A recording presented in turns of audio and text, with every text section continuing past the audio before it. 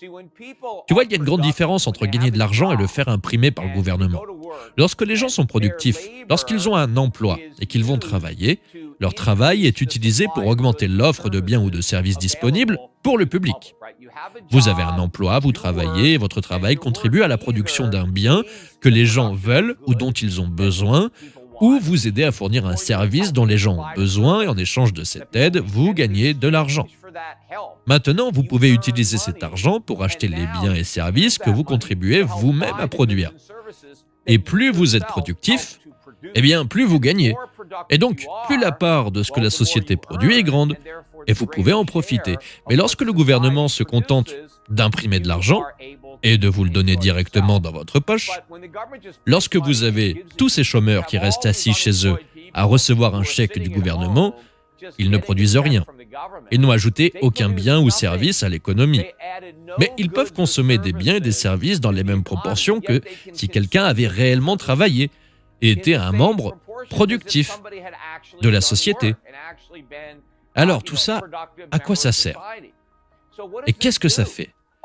Tout cela ne fait qu'augmenter les prix.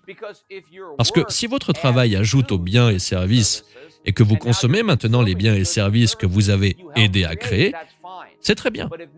Mais si maintenant vous commencez à consommer des biens et des services alors que vous n'avez pas contribué à la création de ces biens et services, vous avez juste plus d'argent qui chasse une offre réduite de biens et de services et les prix vont augmenter et ils vont augmenter comme jamais auparavant.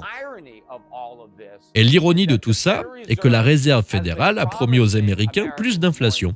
Eh bien, c'est une promesse qu'ils vont tenir. En fait, ils vont y parvenir au-delà de leurs attentes les plus folles. Et contrairement à ce que tout le monde dit, l'inflation n'est pas une bonne chose. L'inflation n'est pas souhaitable. La hausse de l'inflation ne fait pas avancer les choses. Ce que les gens veulent, c'est un coût de la vie moins élevé lorsque les prix baissent. C'est le progrès, c'est le capitalisme. C'est comme ça que le capitalisme fonctionne quand vous avez un vrai capitalisme. Les entreprises deviennent plus productives, elles deviennent plus efficaces, ils développent des économies d'échelle. Et comme ils font cela, le coût de production diminue. Et comme le coût de production diminue, la demande augmente. Parce que lorsque les prix baissent, davantage de personnes peuvent se permettre d'acheter plus de choses. Et c'est la baisse des prix qui, historiquement, a entraîné une hausse du niveau de vie. Eh bien, le gouvernement a interrompu ce processus bienveillant par l'inflation. Et bien souvent, l'inflation ne fait pas simplement augmenter les prix. L'inflation empêche également les prix de baisser.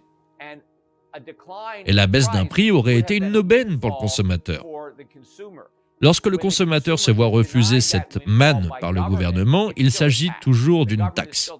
Le gouvernement continue de vous priver de votre pouvoir d'achat, car les biens et services que vous souhaitez consommer sont plus chers en raison de l'inflation gouvernementale. Bien sûr, une grande partie de l'inflation créée par le gouvernement depuis la crise financière de 2008 s'est temporairement déplacée vers les prix des actifs. Il s'agit du marché boursier, du marché obligataire, du marché immobilier, du marché des objets de collection ou d'autres choses dont l'offre est limitée. Ainsi, lorsque l'inflation fait grimper le